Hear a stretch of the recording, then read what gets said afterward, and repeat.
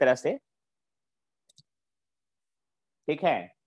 Work done जो होगा आपका, it is defined as the product of force and displacement, यानी कि 10th क्लास में आपका यही दिया रहता था। तो यहां पर हम लोग वर्क डन का जो फॉर्मूला लिखते थे, वर्क डन का फॉर्मूला वो होता था एफ डॉट एक्स, या फिर आप लिखते थे F x cos theta, work का फॉर्मूला या वर्क डन का फॉर्मूला, ये आप जानते थे। लेकिन ये यूज कब करेंगे, प्रॉब्लम ये है कि क्वेश्चन में हम लोग कौन सा फॉर्मूला कहां पर यूज करेंगे, इसको जानना बहुत आवश्यक होता है। तो उसके लिए आपको हम एक टेक्निक बता रहे हैं, उसको समझ लीजिए। उसके लिए टेक्निक आपका ये है कि आपका फोर्स का वैल्यू जब यहां पढ़ते थे तो याद कीजिए एफ कांस्टेंट होता था, यानी ये यूज करेंगे व्हेन एफ कांस्टेंट हो। एफ क्या हो, इज कांस्टेंट। कांस्टेंट का मतलब ये होता है कि आपका एफ का वैल्यू सर्टेन दिया हुआ रहेगा। जैसे एफ का वैल्यू आपका दिया रह सकता है 20 न्यूटन, तो ये फिक्स्ड वैल्यू हो गया। जब फिक्स्ड वैल्यू रहेगा तब ये फार्मूला यूज होगा। और थीटा की जो बात करते हैं ना, ध्यान से सुन करके एक बार में याद होते जाना चाहिए, समझ लीजिए बात को। थीटा जो होगा यहाँ पर वह एंगल होगा बिटवीन फोर्स एंड डिस्प्लेसमेंट, यानी एफ और एक्स लिखे हैं उसके बीच का फोर्स होगा। ये बात समझ लीजिए अच्छी तरह से, उसके बीच का क्या होगा, आपका फोर्स होगा, ठीक है। तो बात समझने की कोशिश कीजिए। अब आते हैं, ये हुआ केस पहला, मान लीजिए फर्स्ट केस में हम वर्क डन का ये फॉर्मूला लिखे हैं। देखिए अब 11th में अगर आइएगा तो वर्क डन का जो फॉर्मूला होगा डॉट प्रोडक्ट में डिफाइन किया जाता है। यानी वर्क डन जो है आपको जो यहाँ लिखे थे, वर्क डन अगर स्मॉल है तो एफ डॉट डी एक्स होगा, फोर्स वही है लेकिन डीएक्स है, मतलब थोड़ा सा डिस्प्लेसमेंट होगा तो थोड़ा सा वर्क डन होगा। यानी कि अगर आपका डिस्प्लेसमेंट का अमाउंट कम है तो वर्क डन भी कम होगा। मतलब किसी ऑब्जेक्ट को आप खींच रहे हैं और कम दूरी तक के लिए खींचे हैं, ज्यादा दूरी के लिए नहीं खींचे हैं, तो वर्क डन भी कम होगा, सीधा सीधा बात है। देखिए उसके बाद बात को समझने की कोशिश कीजिए, हम क्या कहना चाह रहे हैं। अगर टोटल वर्क निकालना हो, टोटल वर्क, तो इंटीग्रेट किया जाएगा इसी को। क्या किया जाएगा, इंटीग्रेट किया जाएगा इसी को। इंटीग्रेट करने के लिए आपको फंक्शन लेना पड़ेगा शुरुआत से लेकर के बाद तक का, एक्स इनिशियल से एक्स फाइनल तक का। देख लीजिए ध्यान से, एक्स इनिशियल से कहां तक, एक्स फाइनल तक। तो जरा गौर कीजिएगा, समझने का कोशिश कीजिएगा अच्छी तरह से। एक्स इनिशियल से क्या, एक्स फाइनल तक। तो अब समझिए यहां पर ये फॉर्मूला कब यूज होगा, ये फॉर्मूला कब यूज होगा। तो ये जो फॉर्मूला है इसको मैं घेर दे रहा हूं, कब यूज होगा उसका हम जानकारी ले रहे हैं। ये फॉर्मूला तभी यूज करेंगे जब force is variable, when F is variable. तो कई वेरिएबल फोर्स को पहचानेंगे कैसे, तो फॉर्मूला ऐसा लिखा रहेगा 20 plus 3x minus 5x square, या आगे पीछे कुछ भी, यानी कि ये dx के बदले यहाँ x जरूर आ जाए। अगर ऐसा चीज दिया रहे तो इंटीग्रेट करेंगे, अगर कांस्टेंट दिया रहे तो सीधा ये फॉर्मूला लगेगा। याद कर लीजिए ध्यान से कौन फॉर्मूला कब लगेगा।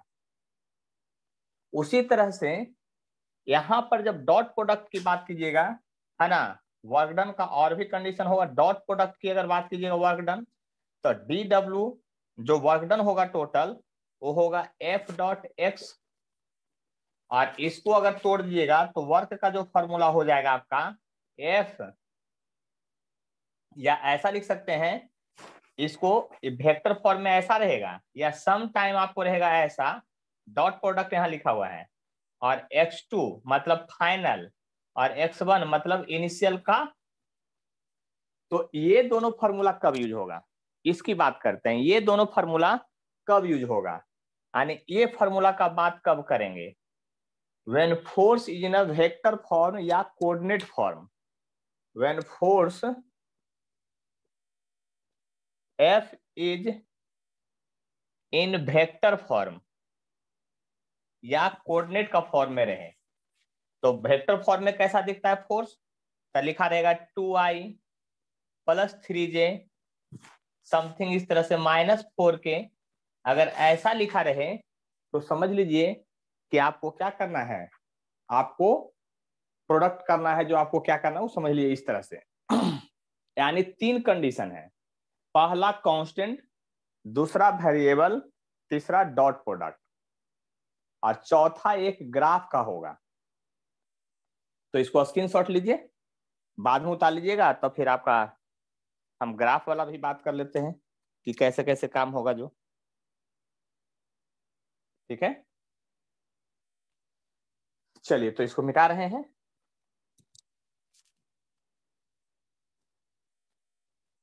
ज्यादा तो नहीं मिटाएंगे, इतने ही दूर में मेरा काम हो जाएगा। 4 कंडीशन से वर्क पूछा जा सकता है आपके एग्जाम में, 4 कंडीशन होगा। आपको सारा कंडीशन कब लगाना है, ये कंडीशन आपको लर्न करना है, ये नहीं कि जहां मन तहां जो मन करे वो कर दीजिए, कर दीजिए तो कहानी खत्म। देखिए इधर फोर्स है, इधर डिस्प्लेसमेंट है, ऐसा ग्राफ दिया हुआ रहेगा। ग्राफ किसी भी शेप का हो सकता है, ऐसा नहीं, किसी भी शेप का मतलब कि सीधा टेढ़ा मेढ़ा, मान लिया कि ऐसा भी हो सकता है, आपको किसी भी शेप का ग्राफ हो सकता है।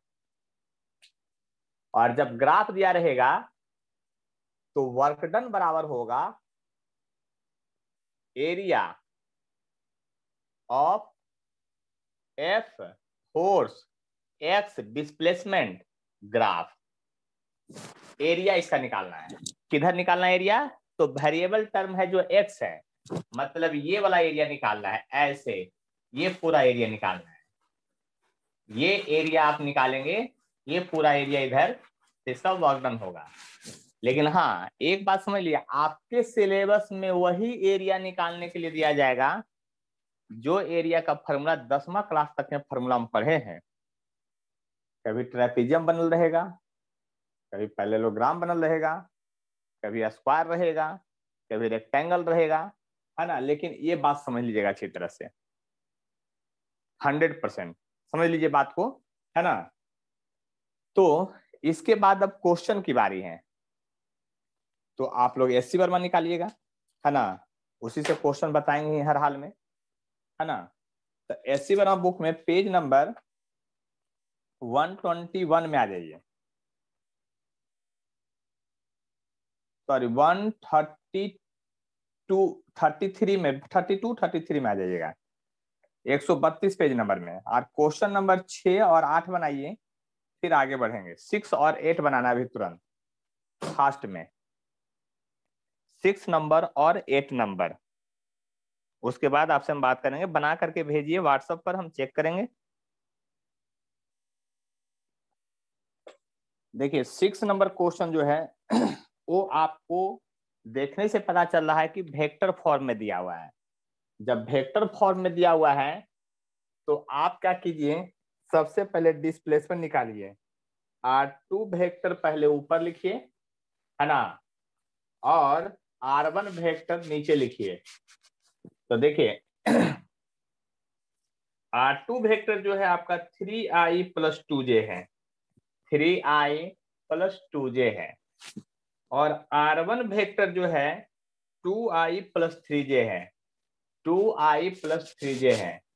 तो हमको निकालना है R2 vector minus R1 vector, यानी सब्ट्रैक्ट करना, घटाना है। तो यहाँ I हो जाएगा, यहाँ J हो जाएगा। अब देखिए फोर्स का जो वैल्यू होता है, वर्क डन जो आप जानते हैं, वर्क डन आप जानते हैं force into displacement vector, sorry R2 vector minus R1 vector, ऐसा पढ़े थे। तो देखिए फोर्स का वैल्यू पहले लिख लीजिए, फोर्स का वैल्यू जो दिया है 5i + 5j दिया हुआ है, तो 5i 5j दिया हुआ है। R2 vector minus R1 vector जो पहले निकाले थे उसको पुट कीजिए यहाँ पर, तो i - j दिया हुआ है। डॉट प्रोडक्ट करने आता हो तो ठीक है, और नहीं करने आता है तो अभी समझ लीजिए, R2 - R1 का डॉट प्रोडक्ट करना है, यही वर्क डन होगा। सामने सामने वाले को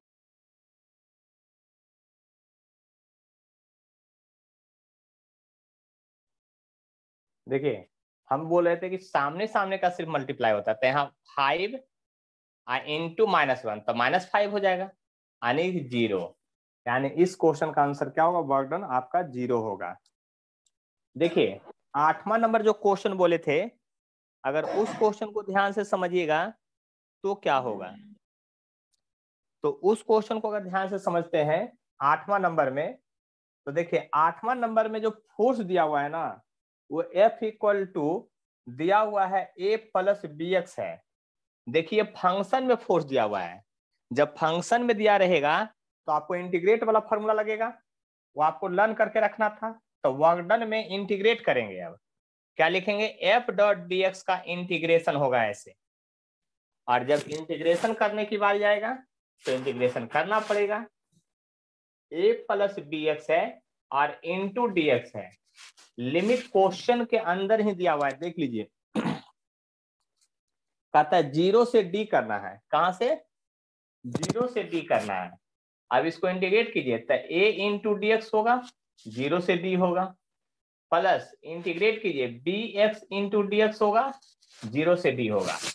अब जरा गौर कीजिए, एक कांस्टेंट है बाहर आ जाएगा, DX का इंटीग्रेशन होगा 0 + 1, 0 + 1, 0 से D होगा, B बाहर आ जाएगा, X 1 + 1 होगा, 1 + 1 होगा, 0 से D होगा। चलिए यहां से देखिएगा तब क्या होगा, D का पावर 1, 0 का पावर 1, और यहां से देखिएगा तो B/2 होगा, D का पावर 2, 0 का पावर 2। देखिए A इंटू D हो जाएगा, आप प्लस B/2 D² हो जाएगा। यानी कि वर्क डन का फॉर्मूला देखिए क्या आ गया है, उसको समझ लिए अच्छी तरह से।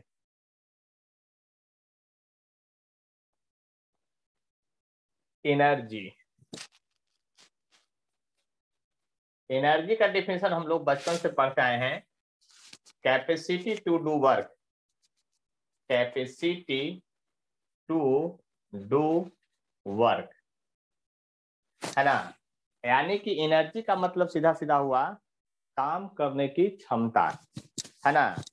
जिसमें ज्यादा काम करने की क्षमता है, इसका मतलब उसके पास एनर्जी ज्यादा है ना। Capacity to do work is known as energy. आपको इस चैप्टर में कौन कौन सा एनर्जी के बारे में जानना है उसको लिखते हैं। सबसे पहला टाइप्स ऑफ एनर्जी में, ऑफ एनर्जी, एनर्जी का जो टाइप्स है उसमें क्या क्या जानना है उसको जानना है, उसको समझना है। तो सबसे पहला एनर्जी का जो टाइप है उसमें हम लोग ये जानेंगे काइनेटिक एनर्जी, काइनेटिक एनर्जी। देखिए काइनेटिक मतलब होता है आपका स्पीड, मोशन, और इसको के से जनरली डिनोट करते हैं, है ना। इसको डिफाइन कैसे करेंगे, तो सीधा सीधा है, किसी बॉडी में अगर स्पीड वेलोसिटी के कारण एनर्जी है तो उसको काइनेटिक एनर्जी कहते हैं, है ना। एनर्जी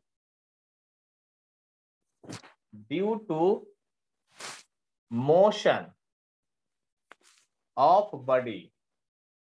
अब आपको डेफिनेशन ये कहीं नहीं पूछता है, इसलिए सिंपल सा टर्म में याद रखिए, energy due to motion of body, उसको हम लोग क्या कहेंगे, काइनेटिक एनर्जी कहेंगे।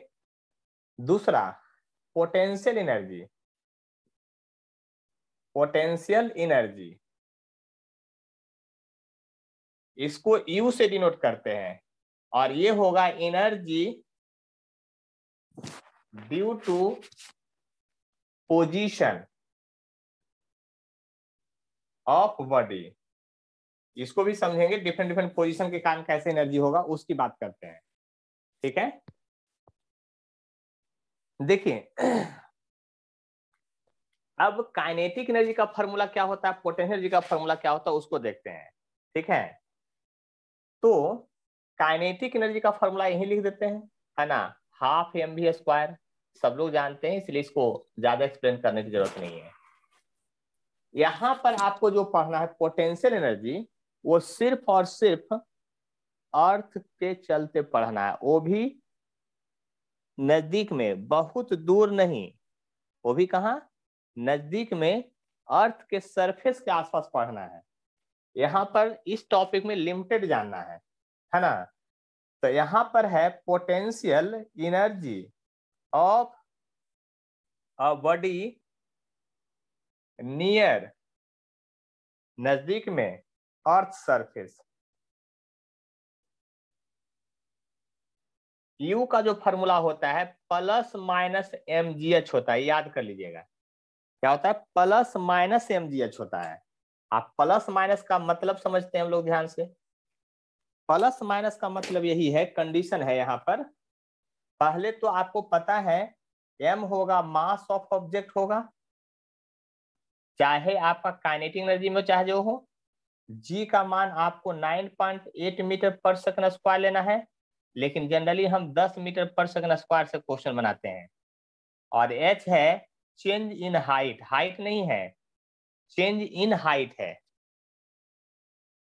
ऐसा मत सोचिएगा हाइट, चेंज इन हाइट है। क्या है आपका? चेंज इन हाइट है ये।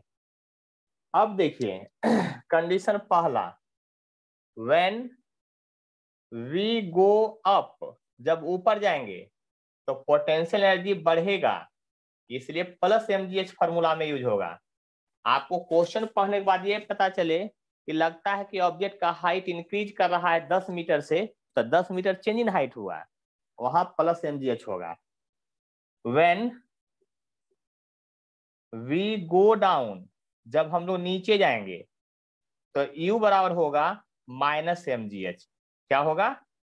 Minus mgh। इस बात को समझ लीजिए अच्छी तरह से, क्या होगा आपका? माइनस mgh होगा।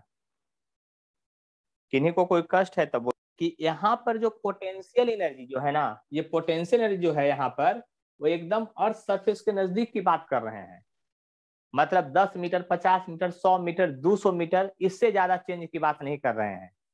अगर हाइट चेंज करना हो, यहाँ से मान लीजिए कि लेके चला जाना है 50 किलोमीटर ऊपर, 200 किलोमीटर, चांद के पास पहुंचा देना है, तो वहां पर ये फॉर्मूला लागू नहीं होगा। वहां पर ग्रेविटेशन में पढ़ेंगे कि अगर यहाँ से चांद पर किसी चीज को फेंकना है, जैसे सैटेलाइट लॉन्च किया जाता है, चंद्रयान 2-3 साल पहले ही इंडिया लॉन्च किया था, है ना, असफल हो गया था। तो हम लोग कैसे फेंकेंगे चांद तक कोई ऑब्जेक्ट को, वहां पर पोटेंशियल एनर्जी की क्या कैलकुलेशन होगी, उन सभी का स्टडी ग्रेविटेशन में पढ़ना है। आपको इस चैप्टर में सिर्फ इतना ही जानना है कि हाइट मैक्सिमम चेंज रहेगा, तो आपके क्वेश्चन में आएगा तो 2 मीटर, 4 मीटर, 5 मीटर रहेगा, नियर द अर्थ सरफेस ही रहेगा, है ना। मैक्सिमम ये 200 मीटर, 250 मीटर तक लगा सकते हैं, उससे ज्यादा में मत लगाइएगा, है ना। उसके ज्यादा में फिर वो आपको इधर क्वेश्चन ही नहीं रहेगा। तो पोटेंशियल एनर्जी का फॉर्मूला होगा mgh, ऊपर जाएंगे तो प्लस, नीचे जाएंगे तो माइनस। काइनेटिक एनर्जी का फॉर्मूला हाफ mv² होगा, m मास होगा, v स्पीड होगा। उसको देखते हैं। देखिए यहाँ पर जो है बात को समझने की कोशिश कीजिएगा, हम क्या कहना चाह रहे हैं। हम निकालना चाह रहे हैं work done by gravitational force. Gravitational force, gravitational force होता क्या है भाई? तो ग्रेविटेशनल फोर्स जो होता है mg होता है। इसी को mg यहाँ शॉर्ट में लिख देते हैं mg, वेट के द्वारा। ग्रेविटेशनल फोर्स यानी वेट के द्वारा आपको वर्क डन निकालना है। देखिए हम यहाँ पर केस फर्स्ट में लेते हैं, व्हेन ऑब्जेक्ट गो अप। देखिए ध्यान से समझिएगा मेरी बात को। एक ऑब्जेक्ट पहले यहां था, वो ऑब्जेक्ट को हम ऊपर ले जा रहे हैं, h हाइट से ऊपर लेके चले गए। कितना हाइट से? h हाइट से ऊपर लेके चले गए। देखिए आपको पता है वेट का जो डायरेक्शन होता है ऑलवेज डाउनवर्ड होता है, ये बात आपको पहले से पता था। और h जो है डिस्प्लेसमेंट का काम कर रहा है। और आप वर्क डन का जो फॉर्मूला पढ़ चुके हैं, वर्क डन W बराबर F(x cos थीटा) पढ़ चुके हैं। तो यहाँ जो वर्क होगा वो W के फोर्स के बदले mg होगा, x के बदले h होगा, और cos 180 डिग्री होगा। कहिए क्यों cos 180 डिग्री होगा? तो आप समझ सकते हैं हम क्यों बोले हैं। क्योंकि हाइट ऊपर है और फोर्स नीचे है, तो एंटी पैरेलल वेक्टर के बीच का एंगल जो होता है ना 180 डिग्री होता है और cos 180 माइनस होता है, इसलिए वर्क यहाँ जो होगा माइनस mgh होगा। अब आपको जो समझना है समझते रहिए।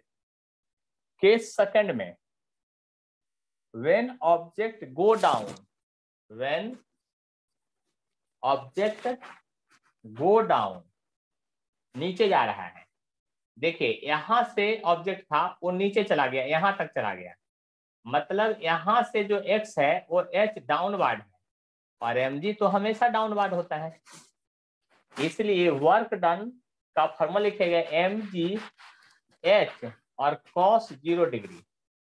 cos 0 क्यों cos 0 लिखे? क्योंकि दोनों पैरेलल वेक्टर है, डिस्प्लेसमेंट जिधर है उधर ही क्या है आपका mg है, तो यहाँ जो वर्क हो गया वो प्लस mgh हो गया। यानी कि आपको क्या लर्न करना है वो समझ लीजिए। अभी अभी आप पोटेंशियल एनर्जी का फॉर्मूला पढ़े थे mgh और वर्क डन बाय ग्रेविटी का भी फॉर्मूला पढ़े mgh, लेकिन दोनों का साइन कन्वेंशन जो है आपका रिवर्स है, उल्टा है। इस बात को आप समझ सकते हैं अच्छी तरह से। दोनों का साइन कन्वेंशन क्या है आपका? उल्टा है। देखिए ध्यान से, यहाँ पर दोनों का साइन कन्वेंशन उल्टा है, यानी कि आप समझ सकते हैं, बात को अच्छी तरह से समझ सकते हैं हर हाल में, है ना, कि यहाँ पर क्या है, दोनों का साइन कन्वेंशन उल्टा है। इसीलिए क्योंकि यहाँ पर कंडीशन आपको समझ में आ रहा होगा कि mg नीचे है, हाइट ऊपर है, दोनों एंटी पैरेलल है, cos 180 डिग्री होगा, mgh होगा, लेकिन यहाँ पर माइनस हो गया क्योंकि cos 180 का वैल्यू -1 होता है और वहां पर हो गया प्लस mgh। और जबकि पोटेंशियल जी पढ़े थे ऊपर जाने के बाद प्लस mgh, नीचे आने में माइनस mgh, लेकिन वर्क डन बाय ग्रेविटी में ऊपर जाने के बाद माइनस mgh, नीचे जाने के बाद प्लस, यानी कंडीशनल है। याद रखना पड़ेगा इन सभी चीजों को।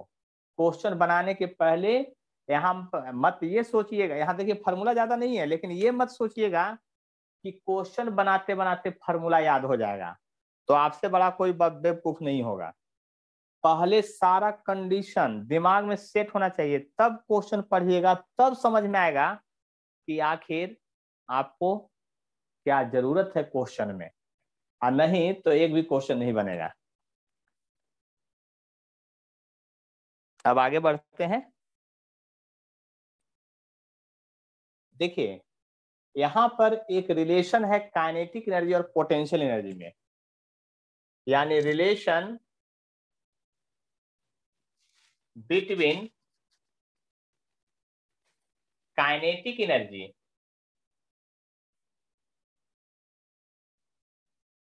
के and linear momentum, linear momentum यानी P, दोनों के बीच का रिलेशन निकालना चाहते हैं। तो बात समझ लीजिए, हम लोग जानते हैं, क्या जानते हैं, आप समझते होंगे बात को, हाफ mv² फॉर्मूला जानते हैं। इसमें अपने मन से ऊपर नीचे मास से मल्टीप्लाई और डिवाइड कर दीजिए, तो k बराबर होगा mv का होल स्क्वायर बाई 2m, इसलिए k बराबर हो जाएगा p² बाई 2m। कहिए क्यों हो गया ऐसा? तो चूंकि आप पहले से जानते हैं ये लिनियर मोमेंटम p बराबर होता है मास इनटू वेलोसिटी, इसको लर्न करके रखना है। इसको क्या करके रखना है? लर्न करके रखना है, मास इनटू वेलोसिटी। एकदम कंडीशनल है, देख लीजिए ध्यान से। और तब जब रिवर्स करेंगे तब p² बराबर होगा 2m के, p² बराबर क्या हो जाएगा 2m के, और अगर p बराबर लिखे तो √2m के। देखिए एक बात बता देते हैं, ये दोनों जो फार्मूला है ना, ये दोनों फार्मूला जो है ना आपको केमिस्ट्री में भी परेशान करेगा, है ना। वहां पर फोटो इलेक्ट्रिक इफेक्ट पढ़िएगा एटॉमिक स्ट्रक्चर में, तो वहां पर ये फार्मूला आएगा √2m के। 12th में फिजिक्स में 3-4 जगह परेशान करेगा, इस फार्मूला को जरूर याद करके रखिएगा, √2m के या k बराबर p² बाई 2m। देखिए यदि मास कांस्टेंट हो जाए तो देखिए आप k2/k1 लिखिए, यानी 2 बार काइनेटिक एनर्जी का फॉर्मूला लिखिएगा, तो 2 बार जब काइनेटिक एनर्जी लिखिएगा तो पहला बार में ऐसे लिखिएगा P2 का स्क्वायर बाई 2m, क्योंकि मास तो एक ही ऑब्जेक्ट का है। कहने का मतलब ये फार्मूला में हम क्या कहना चाह रहे हैं वो समझ लीजिए। हम ये कहना चाह रहे हैं कि एक ही ऑब्जेक्ट को 2 बार दौड़ाया गया अलग अलग वेलोसिटी से। ऑब्जेक्ट अगर एक ही है तो मास सेम हो जाएगा दोनों के लिए। इसीलिए जब यहाँ K2 का लिखेगा P1 का स्क्वायर बाई 2m, तो 2m ऊपर ये कट जाएगा, यानी K2 बटा K1 इक्वल टू हो जाएगा P2 बटा P1 का होल स्क्वायर। ये सब फार्मूला यूज आएगा, आएगा समझ में। P2 बटा P1 का होल स्क्वायर हो जाएगा। उसी तरह से अगर आप P2 बटा P1 बराबर लिखना चाहते हैं तो ये हो जाएगा अंडर रूट K2 बटा K1 का होल स्क्वायर। गौर से समझ लीजिएगा, बात को अच्छी तरह से समझ लीजिएगा, मजा आ जाएगा एकदम।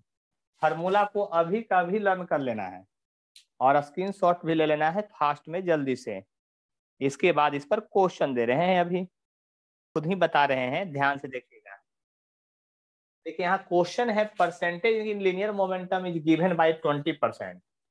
अपने नॉलेज को रिकॉल कीजिए 5th लेवल में जाकर के, 5वां क्लास 6ठा क्लास में जाकर के परसेंटेज को देखिए। परसेंटेज इंक्रीज इन मोमेंटम, क्या किसी भी परसेंटेज इंक्रीज इन मोमेंटम को लिखेंगे कैसे? कभी भी किसी चीज का मोमेंटम जब लिखा जाता है परसेंटेज में लिखा जाता है तो फाइनल माइनस इनिशियल बटा इनिशियल इंटू 100 होता है। ये लिखने का तरीका, किसी चीज का मोमेंटम, मोमेंटम का ही क्यों नहीं लिखिए, काइनेटिक एनर्जी का क्यों नहीं लिखिए, पोटेंशियल का क्यों नहीं लिखिए। आप किसी भी ऑब्जेक्ट का परसेंटेज अगर लिखना चाहते हैं तो फाइनल माइनस इनिशियल बटा इनिशियल गुने 100, याद कर लीजिए, यही फॉर्मूला होता है। इसको शॉर्टकट में लिखना है तो फाइनल बटा इनिशियल -1 इंटू 100 होगा। तो अकॉर्डिंग टू क्वेश्चन दिया हुआ है फाइनल बटा इनिशियल -1 इंटू 100 का वैल्यू दिया हुआ है 20 क्वेश्चन में, प्रश्न के अनुसार है। तो 100 को उधर लेके चलिए, तब P2 बटा P1, देखिए 20 बटा 100 इधर चला गया, ये माइनस जो इधर बचा था उधर ले जाएंगे तो +1 हो जाएगा, ये 20 100 हो जाएगा। यानी आप P2 बटा P1 इक्वल टू लिख सकते हैं 1 बटा 5 +1, 5 1 6 बटा 5 आपका वैल्यू आ गया। एक बात और आप जानते हैं पहले से, अभी अभी पढ़े थे कि K2 बटा K1 इक्वल टू होता है P2 बटा P1 का होल स्क्वायर। अभी अभी फॉर्मूला याद किए थे हम लोग। जब P2 बटा P1 6/5 है तो ये हो गया 6/5 का होल स्क्वायर, यानी K2 बटा K1 हो जाएगा 36 बटा 25। Percentage increase in kinetic energy लिखने की जब बारी आएगी तब फिर वही लिखाएगा K2 बटा K1 -1 इंटू 100 होगा। क्या होगा? 100 होगा। इस बात को समझ लीजिए। तो देखिए फिर से लिख देते हैं, यानी दैट इज, आपको निकालना है तब K2 बटा K1, तो 36 बटा 25 -1 K2 बटा K1 और इंटू 100। तो यहाँ पर लिखिएगा 25 घट जाएगा उधर जाके, 36 - 25 बटा 25 और इंटू 100 हो जाएगा। ये ब्रैकेट में है तो ये 4 बार का कट जाएगा। अब देखिए यहाँ से हो गया, लगता है 11 बच गया है, गुने 4, यानी 44% से इंक्रीज कर जाएगा क्या? Kinetic energy. किन्हीं को कष्ट है तो हमसे डिस्कशन कर सकते हैं।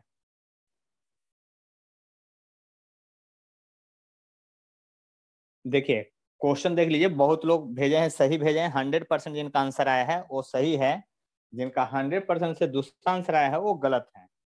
तो जरा ध्यान से देखिएगा अच्छी तरह से हम क्या कहना चाह रहे हैं। जो यहाँ पर जो है अगर बात को समझना चाहते हैं तो ज्यादा कोई कष्ट नहीं होगा। देखिए अकॉर्डिंग टू क्वेश्चन, अब फास्ट में तो लिखाएगा percentage increase in kinetic energy equal to होता है फार्मूला K2/K1-1 × 100 होता है, ये फार्मूला होता है। इसलिए अकॉर्डिंग टू क्वेश्चन आप लिख सकते हैं K2/K1-1 × 100 इक्वल टू 300%।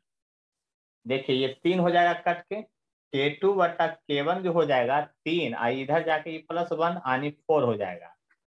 ऑल्सो आप जानते हैं P2/P1 इक्वल टू हो जाएगा अंडर रूट, क्या हो जाएगा भाई, K2/K1। तो आपको पता हो गया कि 4/1 इक्वल टू 2 आ जाएगा। और percentage increase in linear momentum जो होगा, लीनियर मोमेंटम जो होगा, जरा याद कीजिए लीनियर मोमेंटम क्या होगा, आप खुद सोचिए। आपका हो जाएगा P2/P1। तो गौर से देखिए P2/P1 -1 × 100 लिखिएगा, ये तो बात पता है आपको। तब P2/P1 का वैल्यू 2 है, ऐसे 2 - 1 × 100 लिखिएगा इक्वल टू 100% आपका आंसर हुआ। देख लीजिए, बात समझ लीजिए अच्छी तरह से, अगर कोई कष्ट है तो बोलिए। चलिए अब आगे बढ़ते हैं, है ना। पावर, तो it is defined as the rate of doing work rate of doing work को क्या कहते हैं, पावर कहते हैं। आगे बढ़े, रेट ऑफ डूइंग वर्क को क्या कहते हैं, पावर कहते हैं। तो पावर का जो फॉर्मूला होगा वो क्या होगा, rate of doing work dW/dt होगा। याद कर लिए, अच्छी तरह से समझ लीजिए मेरी बात को। तो F.dx/dt होगा। ये बात समझ लीजिए अच्छी तरह से, F.dx क्या होगा, dt होगा। बात को समझने की कोशिश कीजिए। तो dx/dt क्या होगा, आपका वेलोसिटी हो जाएगा। यानी कि तब तो आप लिख सकते हैं यहाँ पर F.v भी लिख सकते हैं। तो पावर का जनरल फॉर्मूला आपको कैसे कैसे याद करना वो समझ लीजिए। कब क्या यूज होगा, सीधा वर्क बाई टाइम भी यूज होगा सम टाइम, एक फॉर्मूला। वर्क निकाल लीजिए, टाइम निकालिए, डिवाइड कर दीजिए। दूसरा पावर का फॉर्मूला हो गया आपका F.v हो गया, देख लीजिए ध्यान से। इसी को फिर आगे बढ़ा लीजिए, FV cos थीटा हो जाएगा। यानी कि आपको यहां भी ये तीनों फॉर्मूला को ध्यान देना है। और अगर इसका एसआई यूनिट की बात कीजिएगा, और पहले बता दिए थे वर्क, एनर्जी, पावर तीनों स्केलर है, इसलिए बार बार हम बोल नहीं रहे हैं। यहाँ पर एफ भी लीजिए, आपको इसका यूनिट लिखिएगा। तो एसआई यूनिट ऑफ पावर आपको पता है, पावर का क्या होता है, जूल पर सेकेंड होगा। इसी को वाट कहते हैं, क्या कहते हैं, वाट कहते हैं। क्या कहते हैं, वाट कहते हैं। इन सभी में तो किन्हीं को कोई कष्ट नहीं रहा होगा, जैसा हमको अनुमान है। अगर है तो बताइए, स्क्रीनशॉट ले लीजिए एक बार, फिर आगे बढ़ते हैं।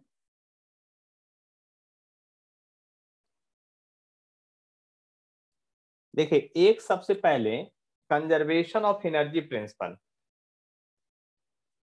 Conservation of energy principal, conservation of energy principal, है ना। क्या होता है कंजर्वेशन ऑफ एनर्जी प्रिंसिपल। देखिए हम लोग ये तो बहुत पहले से पढ़े हैं, 8, 9, 10 से पढ़ते आ रहे हैं। Energy can neither be created nor be destroyed, energy can neither be created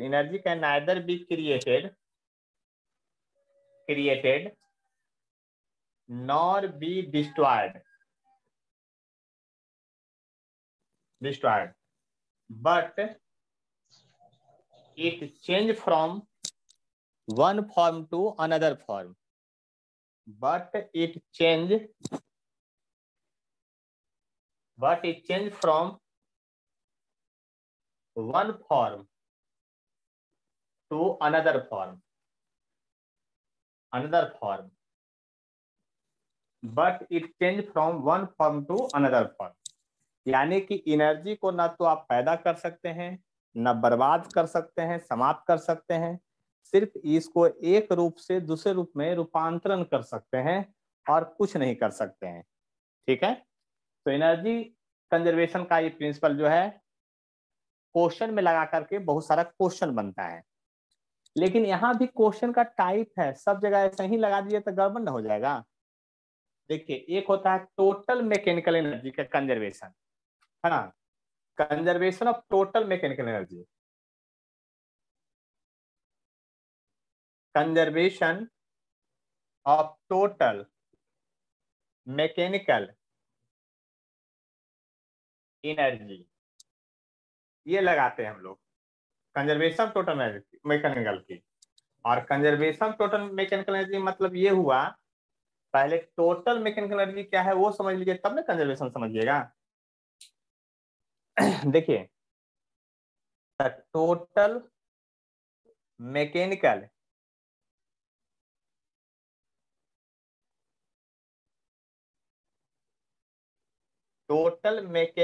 energy क्या होता है, तो देखिए, it is the sum of potential energy plus kinetic energy. Kinetic energy plus potential energy के सम को हम लोग क्या कहते हैं, टोटल मैकेनिकल एनर्जी कहते हैं।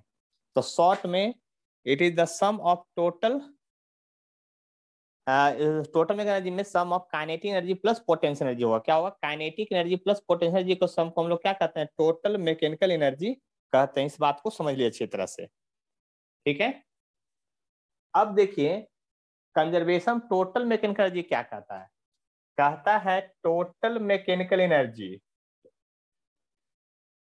एट किसी भी पॉइंट का, और टोटल मैकेनिकल एनर्जी दूसरे पॉइंट का, यानी कहीं एक पहला पॉइंट मान लीजिए मोशन में और कहीं दूसरा पॉइंट मान लीजिए, दोनों पॉइंट का सेम होता है। लेकिन ये फार्मूला लगाएंगे कब, it is applicable for only conservative force, it is applicable for only conservative force, conservative force या कंजर्वेटिव फोर्स के लिए एप्लीकेबल होता है। तो कंजर्वेटिव फोर्स क्या होता है, नॉन कंजर्वेटिव फोर्स क्या होता है, अब उसको समझना पड़ेगा। तो देखिए, ये तो सीधा फार्मूला है, उसको याद करना है। पहले हम लोग अब ये समझेंगे कि कंजर्वेटिव फोर्स क्या होता है और नॉन कंजर्वेटिव फोर्स क्या होता है, उसको समझने की कोशिश करते हैं। अगर इसमें भी अगर किन्हीं को कुछ पूछना है तब बोलिए, ये तो ऐसे याद करने वाला है। फोर्स और नॉन कंजर्वेटिव फोर्स क्या होता है, तो कंजर्वेटिव फोर्स क्या होता है, तो कहता है किसी भी फोर्स के द्वारा अगर एक लूप में वर्क डन 0 हो जाए तो वैसे फोर्स को कंजर्वेटिव फोर्स कहते हैं। If work done by force in a close loop और path, if work done by force in a closed loop or path is 0, then force is known as conservative force, conservative force. यानी कहने का मेरा मतलब ये हुआ, इसका example क्या क्या होगा पहले वो समझ लीजिए। सबसे पहले जो इस चैप्टर में पढ़ेंगे उसका नाम है gravitational force, gravitational force, gravitational force. Electrostatic, electrostatic force 12th में आएगा, magnetic force, nuclear force, spring force, spring force, ये सब जो है कंजर्वेटिव फोर्स है।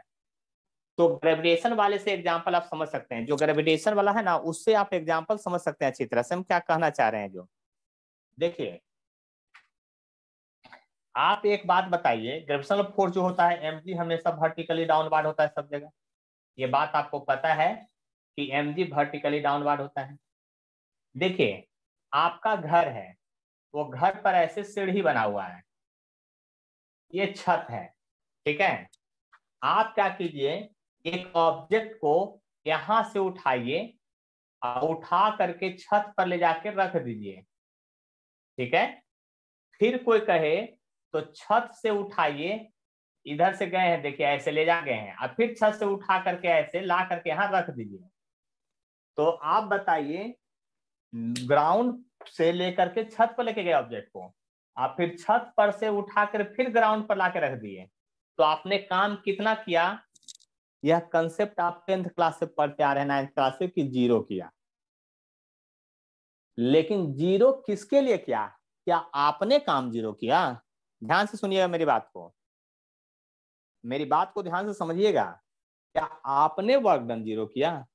आप तो छत पर ले गए, उससे लाए भी, तो आप तो पसीने पसीने आए, आप तो वर्क किए। तो वर्क डन किसके चलते जीरो हुआ? तो ग्रेविटेशनल फोर्स के चलते वर्क डन जीरो है, mg का वर्क डन जीरो है। आप लोग कंफ्यूज होते हैं, लगता है हम ही काम नहीं किए हैं, आप तो बहुत काम किए हैं। समझे मेरी बात है? तो कंजर्वेटिव फोर्स के द्वारा वर्क डन जीरो होता है, आपके द्वारा हो या ना हो उससे हमको मतलब नहीं है। कंजर्वेटिव फोर्स की बात कीजिए, उसके द्वारा वर्क डन जीरो होता है। आप ग्राउंड से लेके छत पर गए, छत पर से लाके फिर से ग्राउंड पर रख दिए, रास्ता कैसा भी हो क्लोज होना चाहिए, रास्ता कैसा भी हो क्लोज होना चाहिए।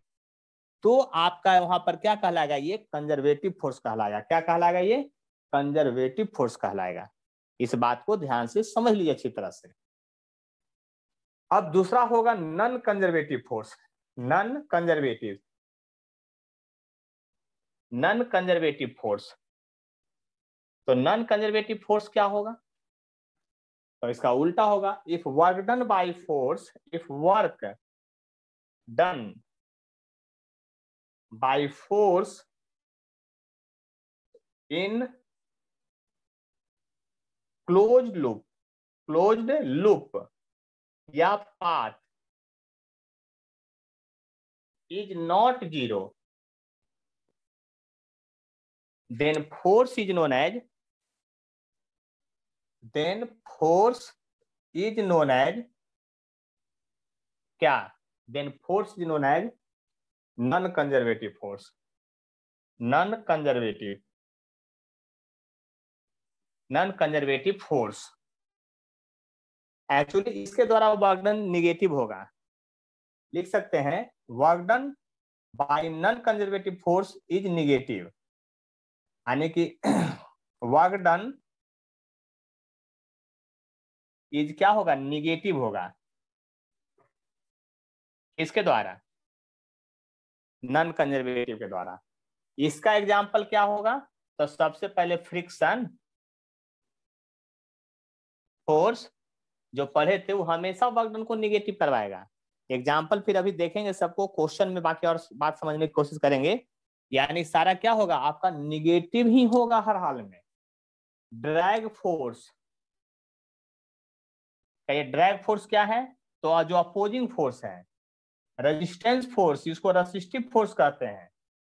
यानी वैसा फोर्स जो एनर्जी को क्या करे? लॉस करवाए, उसको नॉन कंजर्वेटिव कहते हैं। जिसमें एनर्जी का लॉस नहीं हो उसको कंजर्वेटिव कहते हैं।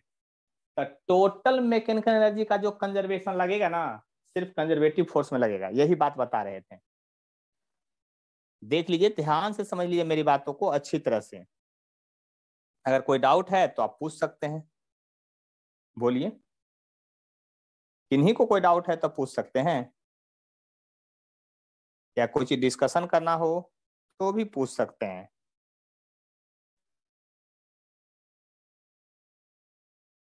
क्वेश्चन बनाने का स्किल कैसे डेवलप करेंगे? है ना, उसको देखते हैं।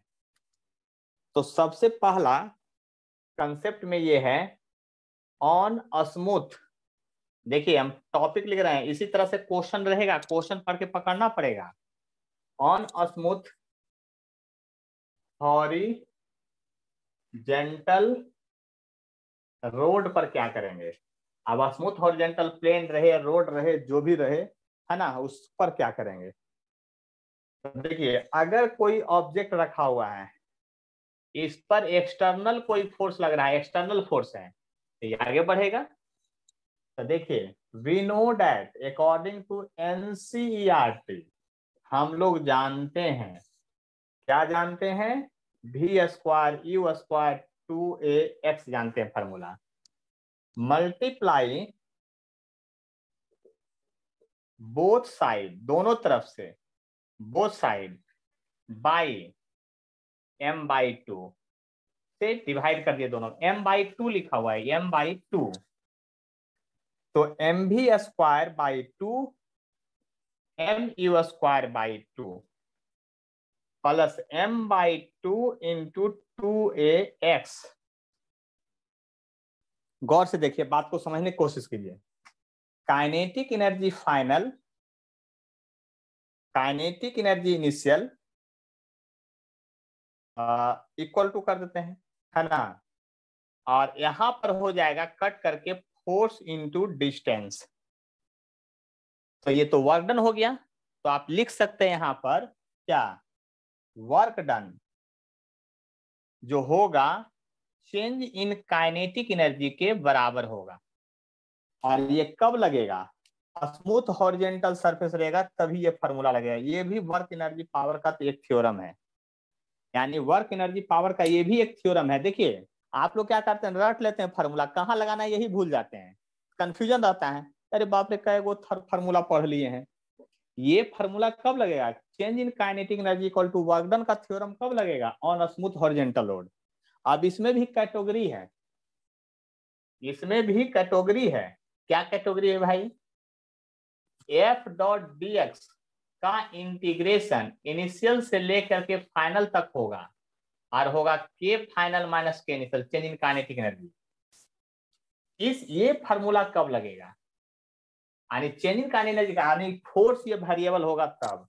ये फोर्स का वैल्यू दे रहे 2x + 3x, यानी कि व्हेन फोर्स इज वेरिएबल, मतलब समझ गए होंगे, फोर्स वेरिएबल लगेगा तब ये फार्मूला लगेगा। और यही फार्मूला ऐसा लगेगा,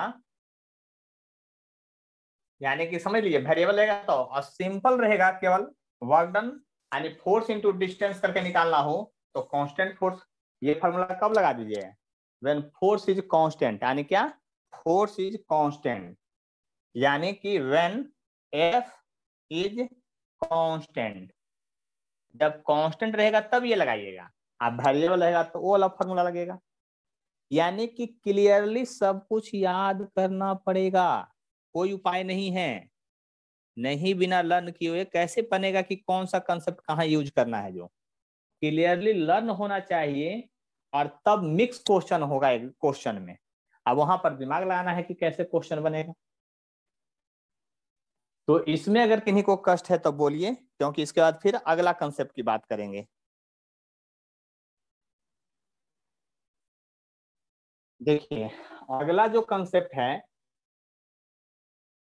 on smooth inclined plane, inclined plane की बात करते हैं। अगर ऐसा टाइप का प्रॉब्लम रहे तब हम क्या करेंगे। तो इंक्लाइंड प्लेन ऐसा बना देते हैं, देख लीजिए ध्यान से, ऐसा यहाँ 30 डिग्री लिख दिए हैं, ठीक है, एक दूसरा इंक्लाइंड बना रहे हैं, ऐसा है, मतलब वो जैसे तैसे चढ़ा है। यहाँ पर जो ग्राउंड है वहां पर हाइट 0 माने हैं, यहाँ भी ग्राउंड है, यहाँ हाइट 0 माने हैं, और ये छत जो है, छत जो है वो h हाइट ऊपर है, और यहाँ से भी छत जो है वो h हाइट ऊपर है। क्या है, h हाइट ऊपर है। बात समझने की कोशिश करेंगे तो हम कुछ बात बताना चाह रहे हैं। एक ऑब्जेक्ट जो है यहाँ पर उसको स्लाइड करवा दिए हैं, लेकिन इसका इनिशियल वेलोसिटी 0 था। यहां से भी एक ऑब्जेक्ट है, उसका इनिशियल वेलोसिटी, उसको स्लाइड करवा दिए। तो ऑब्जेक्ट जो है ऊपर से दौड़ते हुए ऐसे उतरते हुए यहां तक पहुंचेगा, यानी उतरते हुए ऑब्जेक्ट यहां पर पहुंच जाएगा। लेकिन स्मूथ है, ये चिकना है, एकदम चिकना इंक्लाइन प्लेन है। तो देखिए, अब बताइए इस केस में कोई रजिस्टिव फोर्स है, कोई फोर्स है जो अपोज कर रहा है किसी को? नहीं कर रहा है, क्योंकि फ्रिक्शन है नहीं, स्मूथ है। अब हम ये निकालना चाहते हैं, यहां से जस्ट स्लाइड करके छोड़ दिया, एक्सटर्नल फोर्स भी नहीं है, और यहां पर हम वेलोसिटी निकालना चाहते हैं। हम इस पोजीशन पर वेलोसिटी फाइंड आउट करना चाहते हैं। तो वैसे तरह के क्वेश्चन में कि कहीं फ्रिक्शन नहीं है ना, एक्सटर्नल फोर्स भी नहीं दिया है, तो टोटल मैकेनिकल एनर्जी का कंजर्वेशन लगता है इस तरह के क्वेश्चन में। टोटल मैकेनिकल एनर्जी का कंजर्वेशन लगेगा इस तरह के क्वेश्चन में। यानी लिखिएगा total mechanical energy at point bottom, मतलब नीचे, equal to total mechanical energy at point top. ध्यान समझ लीजिए। अब बॉटम पर काइनेटिक एनर्जी भी होगा तो हाफ एम भी स्क्वायर होगा, पोटेंशियल एनर्जी भी होगा तो एम जी गुने 0 होगा। क्यों? हाइट 0 है, यहाँ ग्राउंड पर हाइट 0 ले रहे हैं, यहाँ भी हाइट 0 ले रहे थे। टॉप पोजिशन पर चलते हैं, हाफ एम 0 का स्क्वायर होगा क्योंकि यहाँ पर स्पीड 0 है, और एम जी एच होगा क्योंकि इसके रिस्पेक्ट में एच हाइट ऊंचा है, और प्लस एम जी एच क्यों लिए हैं? क्योंकि ऊपर की ओर गए हैं, इसलिए प्लस एम जी एच लिए हैं। अब जो कटता उसको कटवा दीजिए, तो भी स्क्वायर बाई 2 इक्वल टू होगा जी एच, क्योंकि ये 0 ये 0 तो इतना आएगा, एम कट गया, इसलिए भी बराबर आ गया √2GH। ये फार्मूला से आप लोग भली भांति वाकिफ हैं, ये फार्मूला कब यूज होगा, कहाँ यूज होगा, ये बात आपको पता है।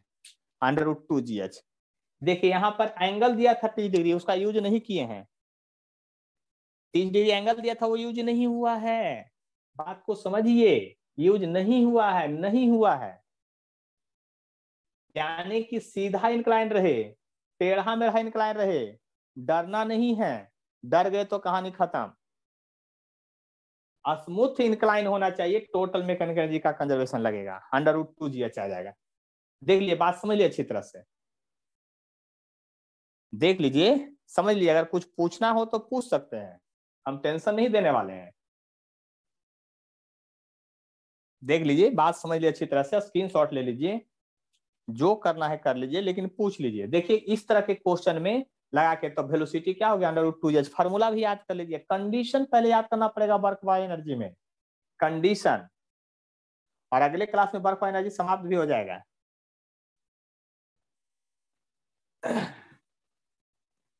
यानी कल उसके बाद कॉलिजन चलेगा, सेंटर ऑफ मास चलेगा, रोटेशन चलेगा, उसके बाद हीट उट की बात करेंगे।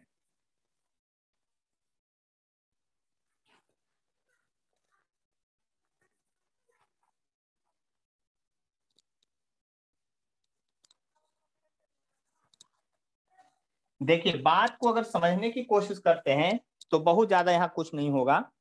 एक और हम पेंडुलम की बात करते हैं, किसकी बात करते हैं? पेंडुलम, है ना, स्टडी ऑफ पेंडुलम, पेंडुलम, सब लोग नाम सुने हैं।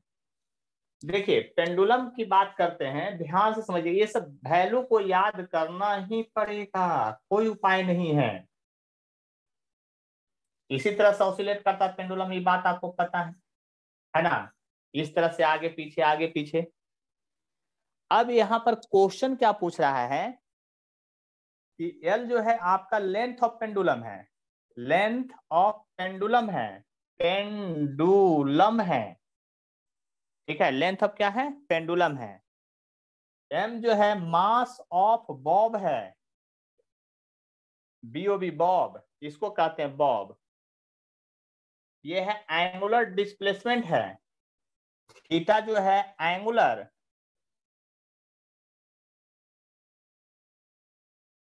एंगुलर डिस्प्लेसमेंट है,